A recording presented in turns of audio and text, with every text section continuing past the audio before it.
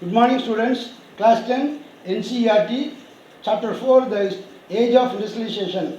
The lesson begins with the picture Dawn of the Century, published on the cover page of a popular musical book published by E.T. Paul in 1900s AD in New York.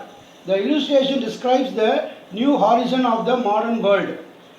At the center of the picture, there is a goddess-like figure, the angel of progress, bearing the flag of new century in one hand, and she is gently perched her right leg on a wheel with wings which symbolizing time, for her flight is taking her into the future.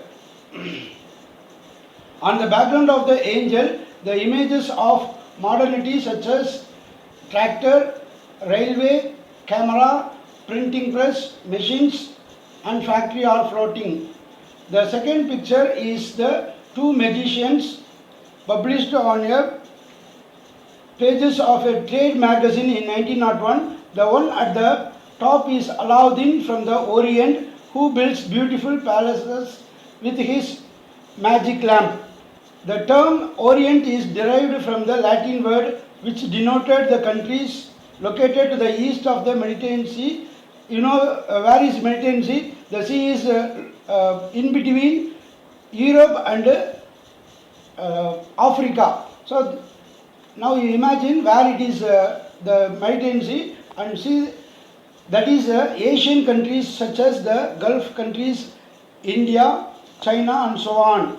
Aladdin is virtual figure and he is representing the east and the past, whereas the picture given at the bottom is the modern mechanic. He is a real figure and he builds many high-rise buildings such as skyscrapers, bridges, ships, etc.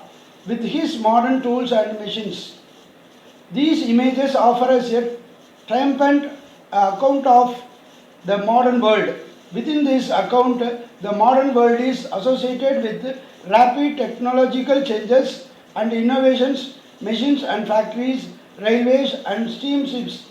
The history of industrialization thus becomes simply a story of development, and the modern age appears as a wonderful time of technological progress.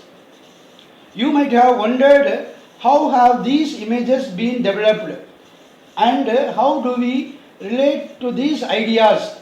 Is industrialization always based on rapid technological development?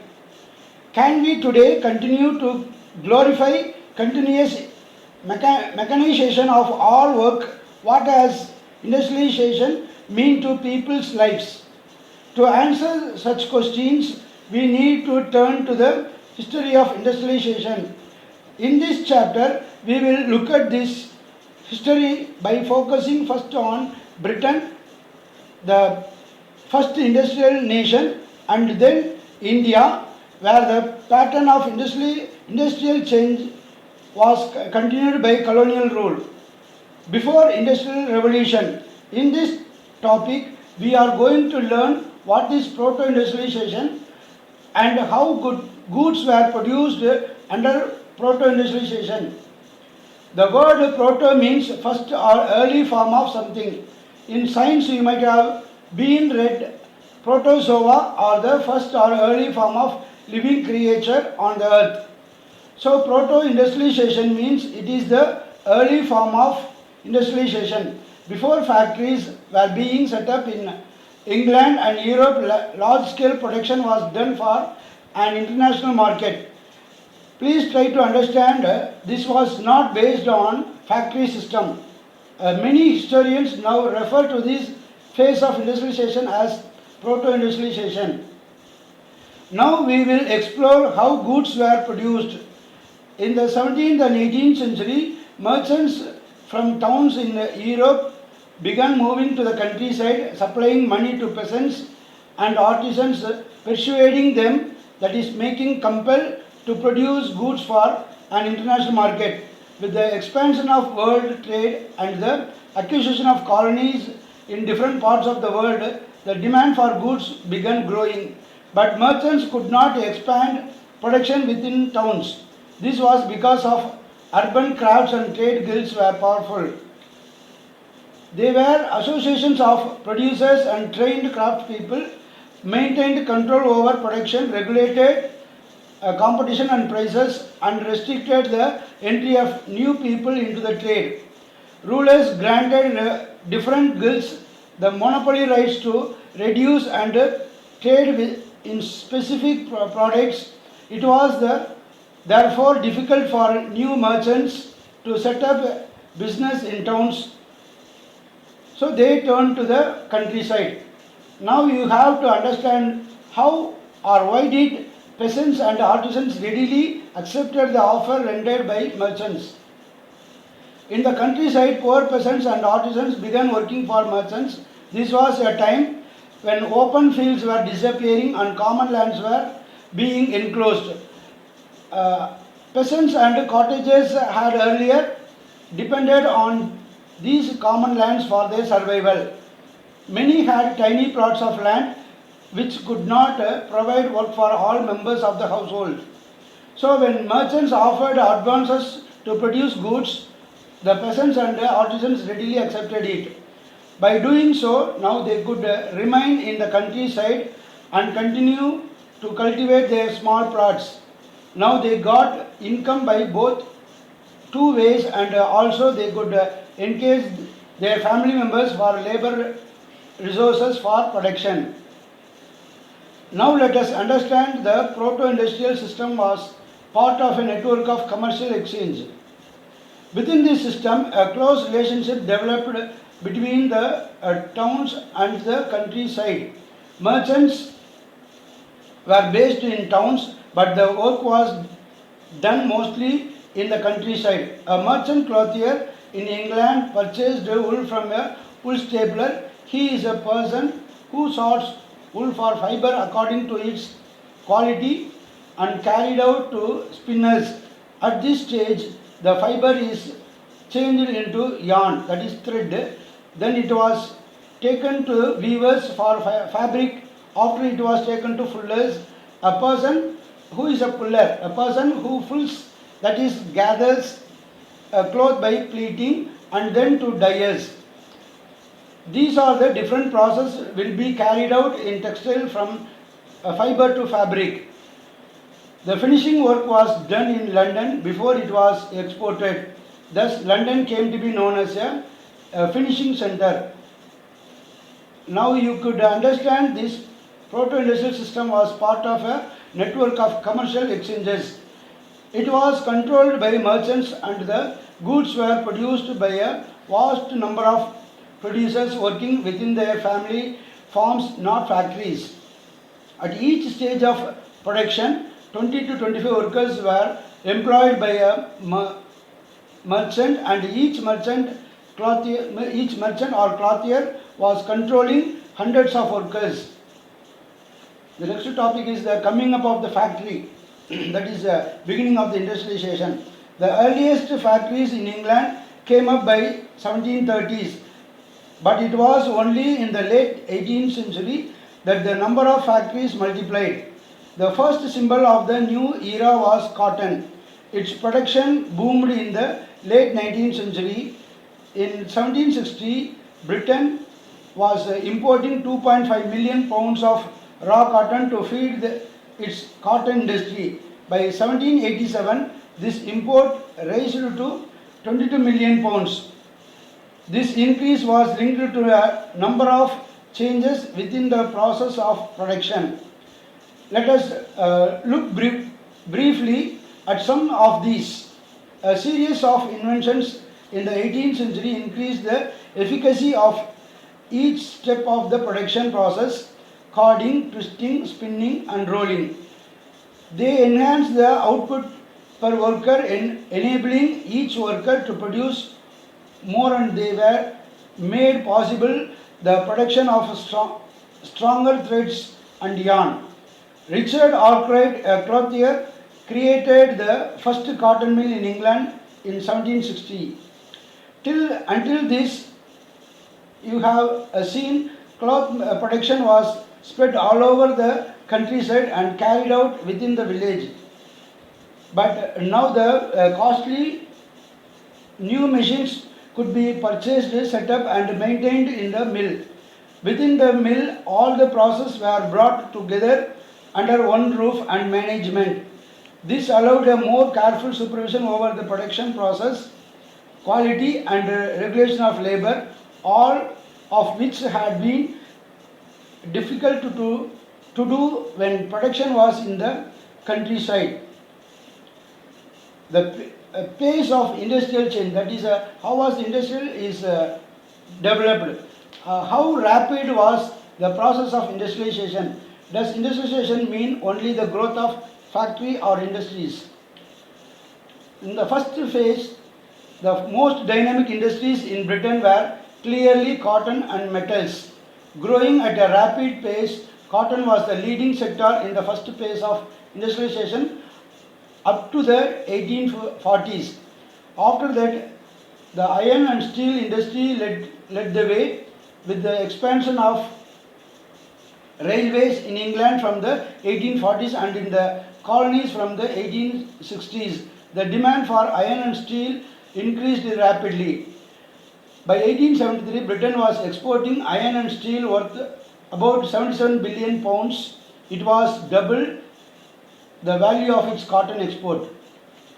The second phase is the new industries could not easily displace traditional industries.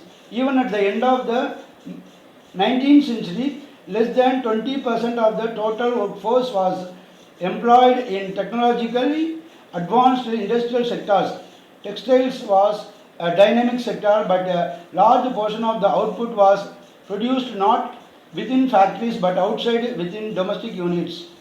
Third phase, the pace of changes in the traditional industries was not set by steam powered cotton or metal industries, but they did not remain entirely stagnant either. Seemingly ordinary and small innovations were the basis of growth in many non-mechanized sectors such as food processing, building, pottery, glasswork, tanning, furniture making and production of implements. Fourth phase is technological changes occurred slowly. They did not spread dramatically across the industrial landscape. New technology was expensive and merchants and industrialists were cautious about using it. The machines often broken down and repair was costly. They were not as effective as their inventors and manufacturers claimed. Consider the case of the steam engine. James Watt. James Watt improved the steam engine produced by Newcomen and patented the new engine in 1781. His industrialist friend Matthew Boulton manufactured the new model, but for the years he could find no buyers. At the beginning of the 19th century, there were no more than 321 steam engines all over England. Of these, 80 were in cotton industries, 9 in woolen industries, and the rest in mining, canal works, and iron works. Steam engines were not used in any of the other industries till much later in the century. Even the most powerful new technology that enhanced the productivity of labor manifold was slow to be accepted by industrialists. Historians now have come to increasingly recognize that the typical worker in the mid 19th century was not a machine operator but the traditional craft person and laborer. The next topic is hand labor and steam power in this lesson. In Victorian Britain, there was no shortage of human labor. Poor peasants and vagrants, that is job seekers, moved to the cities in large number of people in search of jobs waiting for work. As you know that there is inversely proportion in mathematics, when there is plenty of labor, wages are low. So the industrialists had no problem of labor shortage or high wages of costs. They did not want to introduce machines that got rid of human labor and required large capital investment. In many industries, the demand for labor was seasonal. Gas workers and breweries, that is, drinks, were especially busy through the cold months. So they needed more workers to meet their peak demand. Bookbinders and printers catering to Christmas demand too needed extra hands before December. At the waterfront, winter was the time that ships were repaired and spruced up. In all each industries where production fluctuated with the season. Industrials usually preferred hand labor, employing workers for the season. A range of products could be produced only with hand labor. Machines were oriented to producing uniforms, standardized goods for mass market. But the demand in the market was often for goods with intricate designs and specific shapes.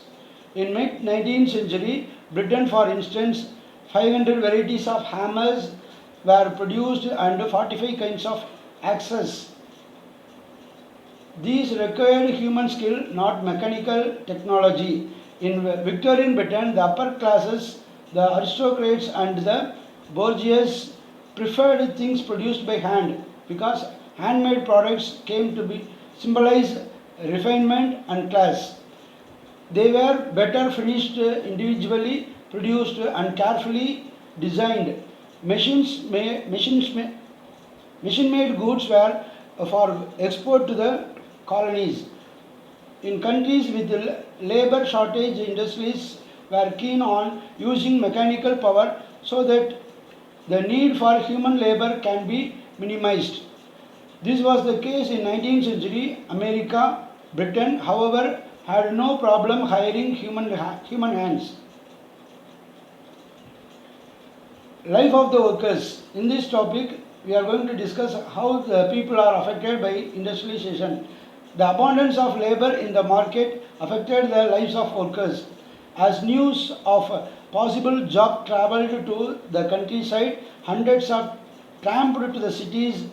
The actually possibility of getting a job depended on existing network of friendship and kin relations. If you had a relative or a friend in a factory, you were more likely to get a job quickly. But not everyone had social connections. Many job seekers had to wait weeks spending night under bridges or in night shelters. Some stayed in night refuges that were set up by private individuals.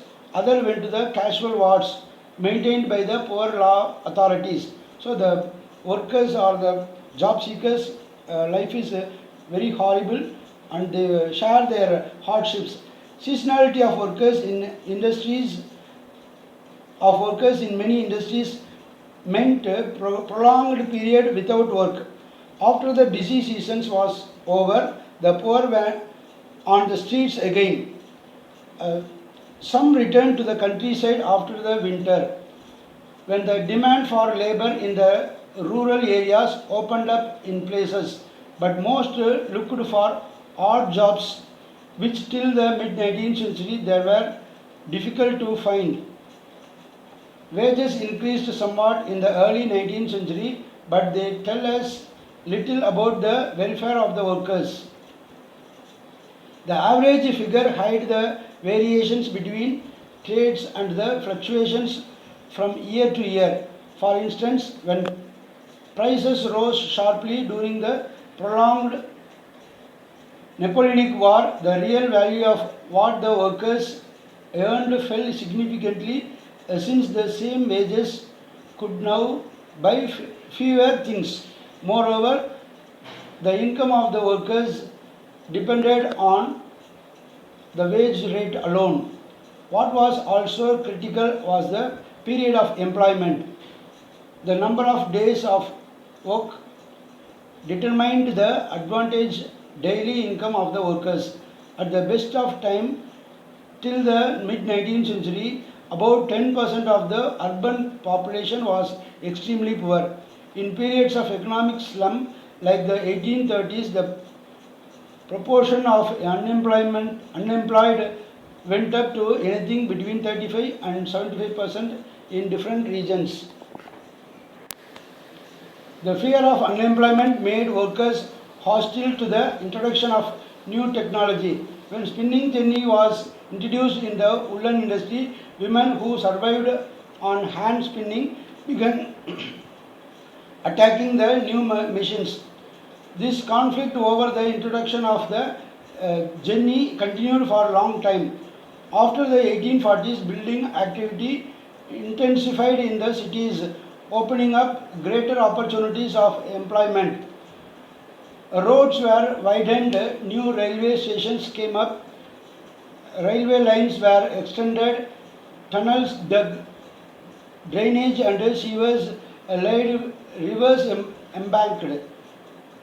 The number of workers employed in the transport industry doubled in the 1840s and doubled again in the subsequent 30 years. Industrialization in the colonies. In this topic, we are going to discuss how the industrial development took place in colonial countries. Let us now move to India to see how colony industries.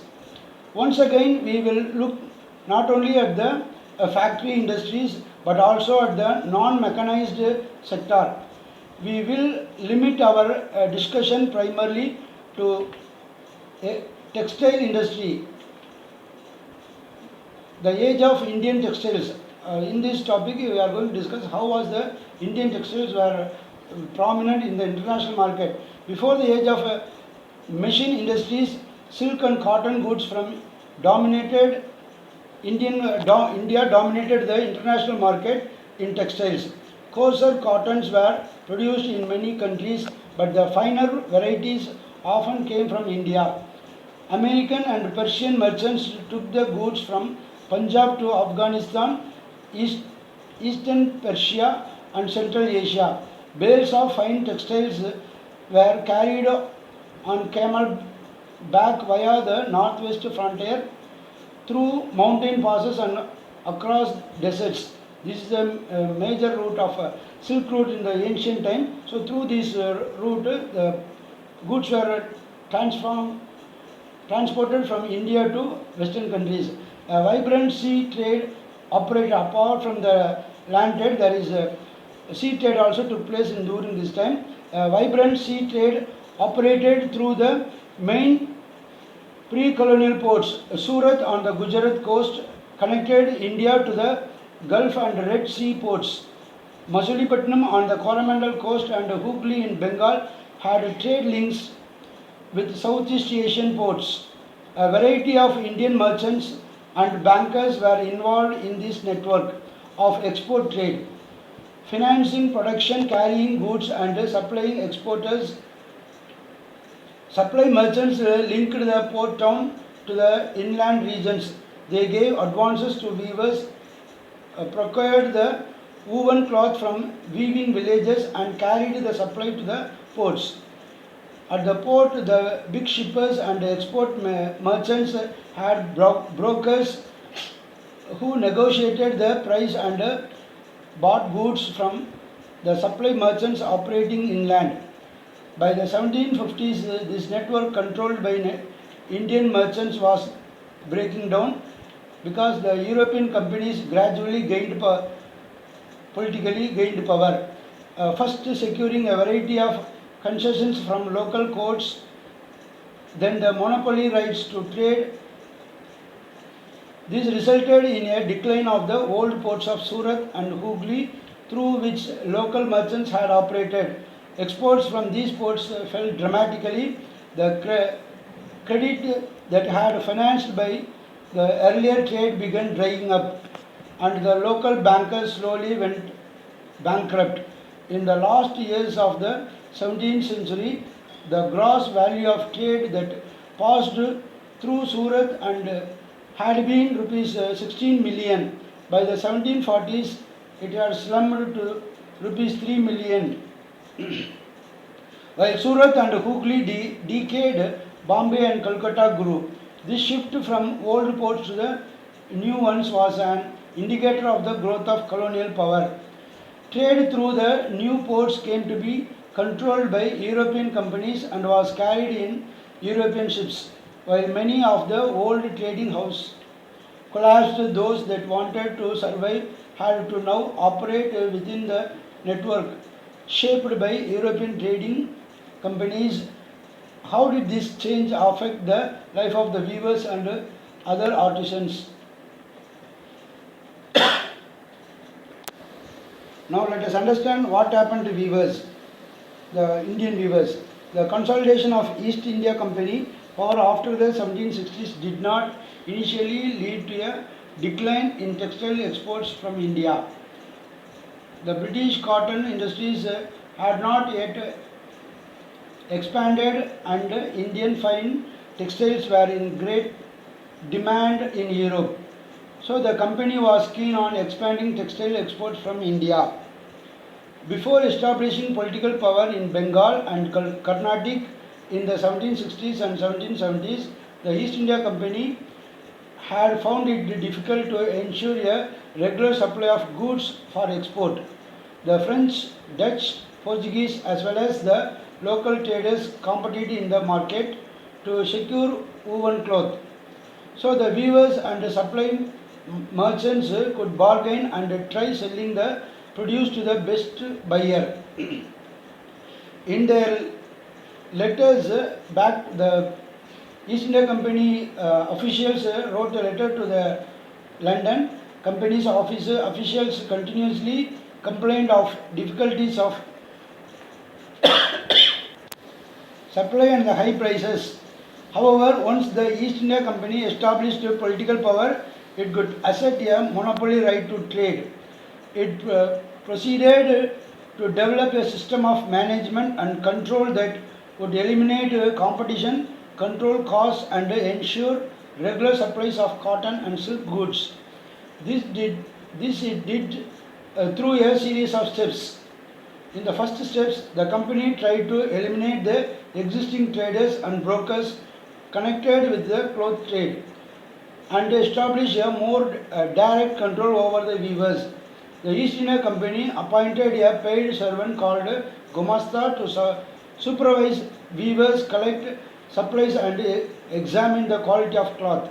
So a question will come: who were the Gumastas? Gumastas were the company officials appointed to supervise the weavers and collect supplies and examine the quality of cloth. By second steps, it prevented company weavers from dealing with the other buyers. One way of doing this was through the system of advances. Once an order was placed, the weavers were given loans to purchase the raw material for their production. Those who took loans had to hand over the cloth they produced to the Gumasta. They could not take it to any other trader.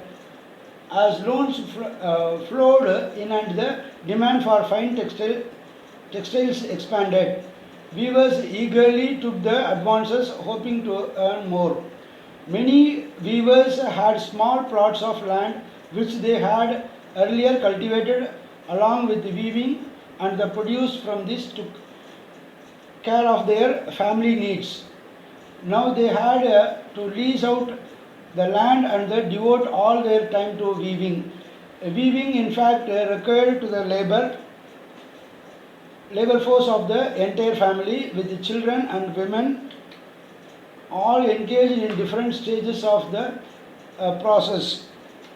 But soon the many weaving villages, there were reports of clashes between the weavers and the gumastas, because earlier the merchants had very often lived within the weaving villages and had a closer relationship with the weavers, looking after their needs and helping them in times of crisis. The new gumastas were outsiders They did not know the difficulties of the weavers, so this led to a clash between Gumastas and the weavers. With no long time social links with the villages, they acted arrogantly, marched into the villages with sepoys and peons, and punished weavers for delays in supply, often beating and flogging them. The weavers lost the space to bargain for prices and sell to different buyers. The price they received from the company was miserably low, and the loans they had accepted tied them to the company. At last, in many places in Karnataka and Bengal, the weavers deserted villages and migrated other regions and setting up looms in other villages where they had some family relations. Over time, many weavers began refusing loans, closing down their workshops, and taking to agricultural laborers. By the turn of the 19th century, cotton weavers faced a new set of problems.